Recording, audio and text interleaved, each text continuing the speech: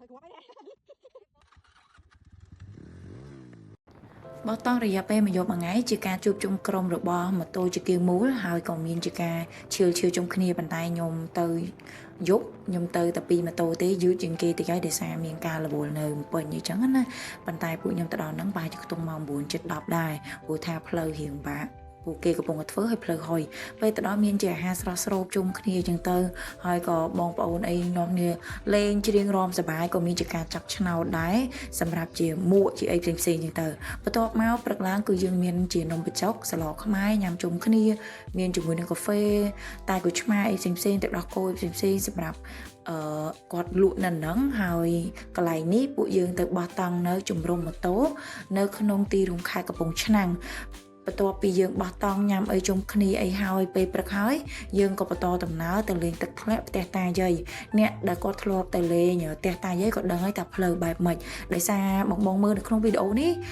របៀបថាផ្លូវធម្មតាទេប៉ុន្តែពេលដែលជិះទៅហ្នឹងគឺវាអត់ធម្មតាហើយផ្លូវនេះដែរសម្រាប់អ្នកដែលគាត់ចូលចិត្តលេងម៉ូតូត្រៃគឺគាត់ពេញចិត្តតែម្ដងរបៀបថាជីវិតសាបព្រោះថាផ្លូវនេះខ្សាច់ក៏ខ្សាច់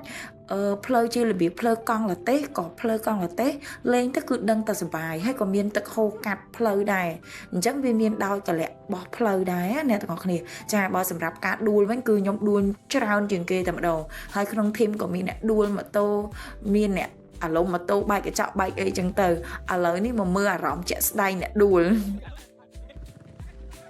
អូយមុខអត់ស្អាតបាទអើយមុខអត់ស្អាតបាទទេមុខអត់ស្អាតបាទទៅក៏ក្រោយអារម្មណ៍ដែរបានមកផ្ទះតាយាយបានអូស្អាតមុខអត់ស្អាតបាទអូសំខាន់មករៀនអីមុខក៏អែមដែរមុខអែម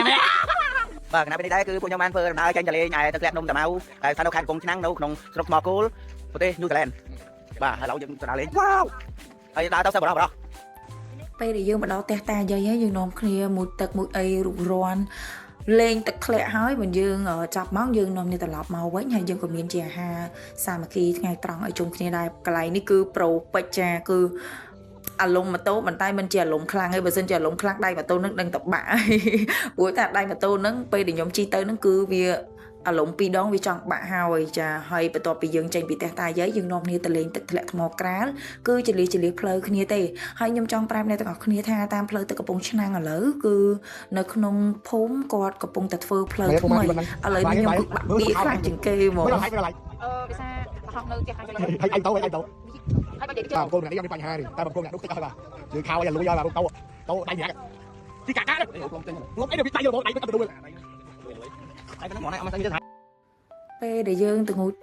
ទឹកនៅកន្លែងទឹកធ្លាក់ថ្មក្រាលហើយយើងក៏ជុំគ្នានៅក្រាសាំងហើយយើងបកត្រឡប់មកពេញវិញហើយមិនបាច់មើលអាវខ្ញុំទេដោយសារតែដីហុយខ្លាំងមែនទែនព្រោះផ្លូវក៏កំពុងធ្វើហើយពួកយើងទៅលេងផ្ទះតាយាយហ្នឹងក៏រៀងផ្លូវមិនជាស្រូវស្រួលប្រហែលដែរប៉ុន្តែពេលដល់មកដល់ផ្ទះមិនបាច់មើលជើងខ្ញុំទេនេះគឺលទ្ធផលដួលម៉ូតូអារម្មណ៍ម៉ូតូគឺមានតែប៉ុណ្្នឹងទេអរគុណអ្នកទាំងអស់គ្នាដែលតាមដានវីដេអូ